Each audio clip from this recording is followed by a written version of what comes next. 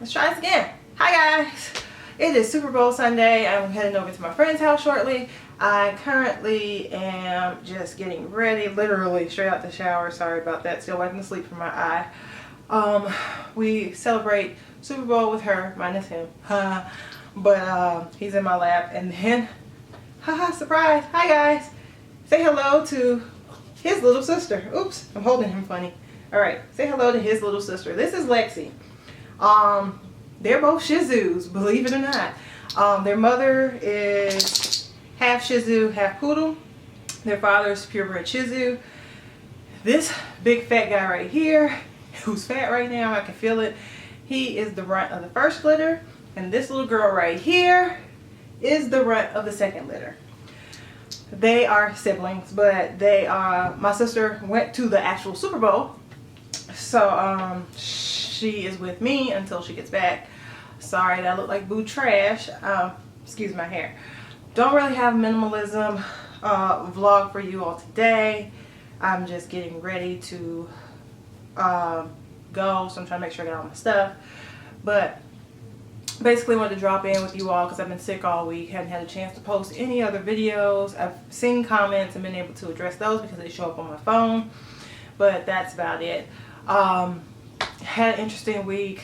Wound up feeling sick starting on Sunday. Went to get some gas on Monday. Put the gas handle in the car. Pulled the trigger. Got back in the car because my chest was hurting. Turned the car to that second little notch and the gauge didn't start rising. So I turned around to try to gauge, okay, when exactly the thing should click. Well, it was like $20 some. The thing hadn't clicked yet, and we got up to about $34, which I knew my small compact car couldn't take $34 worth of gas, even at premium from where, you know, the gauge was previously. So I got outside and it was literally like a fountain spewing back of gasoline, and it was literally like creating a river from my pump to the next pump. So I went into the gas station. I turned it off, went to the gas station, told the guy, hey, you need to come out here because the mechanism didn't trigger and I have left a river of gas on the ground. So I left about at least somewhere between $7 and $10 worth of gas on the ground. So you all can imagine the amount of gas that spewed out of the car. So yeah, so when I tried to drive to work, the gas fumes were all over the tires because, like I said, it had started making a river forward, like towards the next gas pump. So it got on my back tires, my front tires. It was coming off the side of the tank. And of course, as I drove, the gasoline was splashing underneath the car. So it was a gasoline smell inside the car. When I opened the windows, it was gasoline smell coming into the car. So I got like halfway to work, decided, you know what, I can't do this. Got off at MARTA and took MARTA in and was just like, I'll just handle it when I get back. Well, I got sicker during the day, figured it was the gasoline exposure added on to the fact that I had asthma problems. And when I got back to the car, still smelling gasoline. Okay, fine. So I get home, I had went ahead and brought my laptop home and got up the next morning and couldn't really get out of bed without like excruciating pain in my chest. So I called in, told my boss, hey, I'm not going to make it into work, but I'm still going to work. I have my laptop here, so if y'all need anything, just email me. I got you. And they're like, okay, fine. Well, my executive didn't know I was home, so he sent me an invite for a meeting the next day. So to my mother's chagrin, I got up and went to work the next day because of that meeting. And the meeting was like at 3 o'clock in the afternoon. So I met with him, did our meeting, and he was like, you know, basically like, what's wrong with you? And I was like, well, it's my asthma. I just figured out that because Georgia's not getting cold enough for the winter, that the pollen level is actually going up because these plants are starting to bloom. I didn't know it, so I wasn't taking my proper allergy medications. So now I'm suffering from that. So he was like, oh, okay, da da da da. We finished the meeting.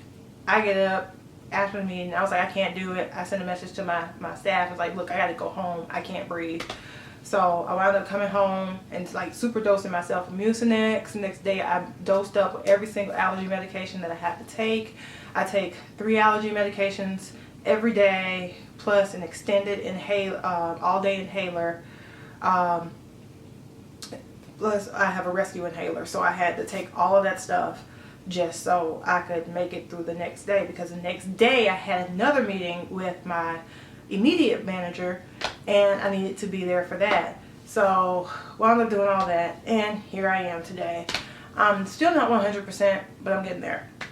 When I spoke to you all last time, I told you all that I had made, I was going to make my buffer, which I did wound up meeting, and so now we have the buffer in the account. Now I'm trying to decide what to do between now and the time for increases. We have merit increases annually in the month of April. We do the reviews in March, and then we have merit in April. And yeah, so in April, I depending on what my merit is, that's what I have set to move the needle on my 401k, whether to move it up to 15 or 18%, depending on what the merit increase is.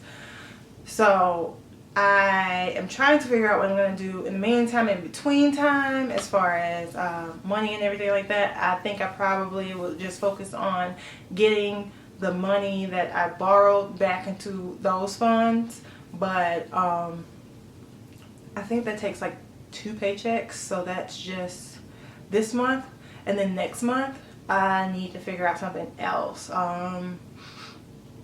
Maybe it's going to be try to grow another month worth of fund or something like that. I don't know.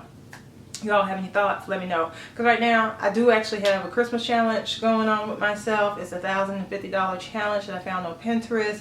I'll post a picture if I can find it on my computer.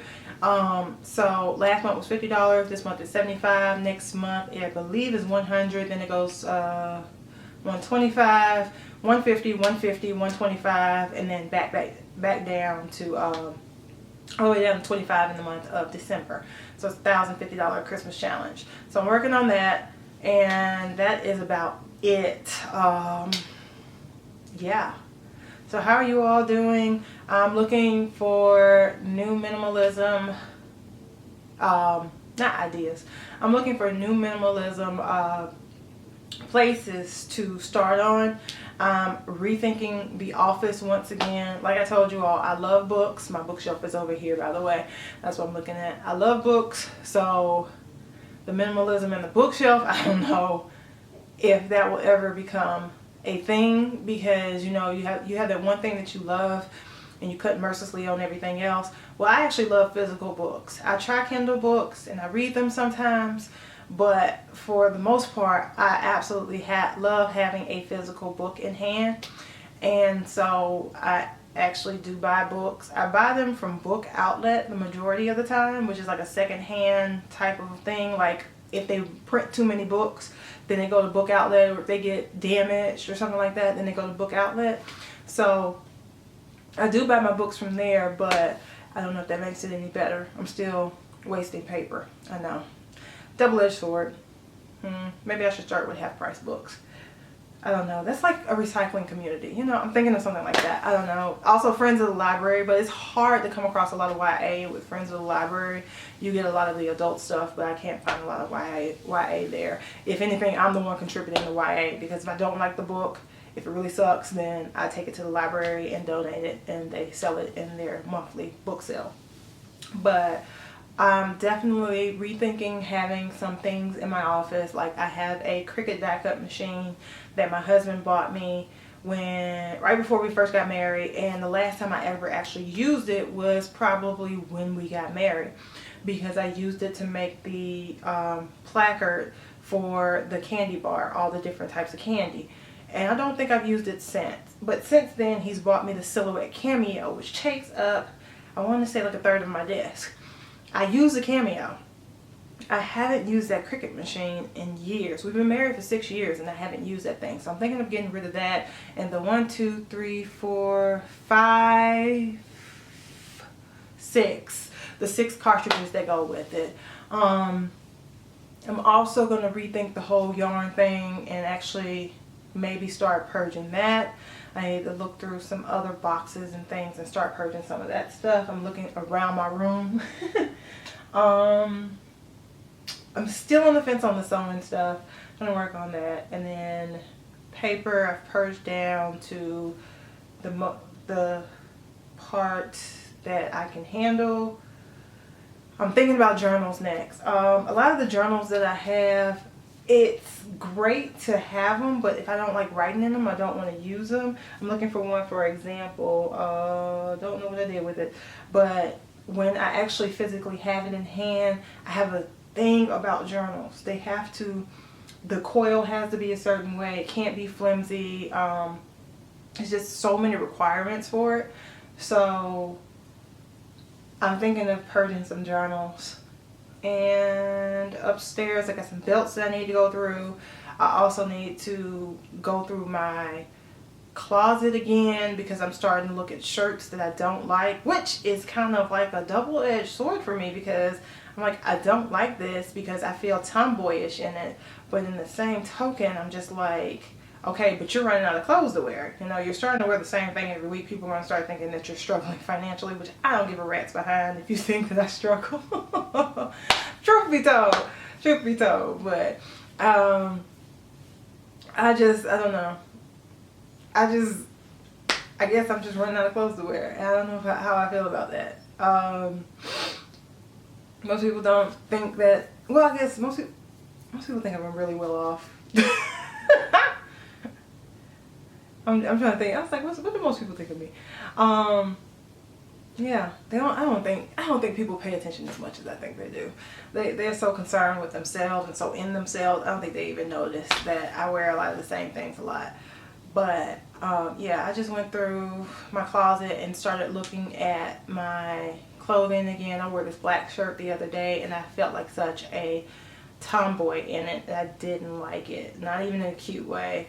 And then I have this kind of like a, I don't know the color, it's like a grayish tannish type of a shirt, but on the sleeve it's ripped and one of the buttons is actually missing from it, so I'm going to get rid of that one as well. And then I have all these belts that I have hanging on our belt rack that I don't even use. I use 3 belts off that belt rack, so why do I even have them?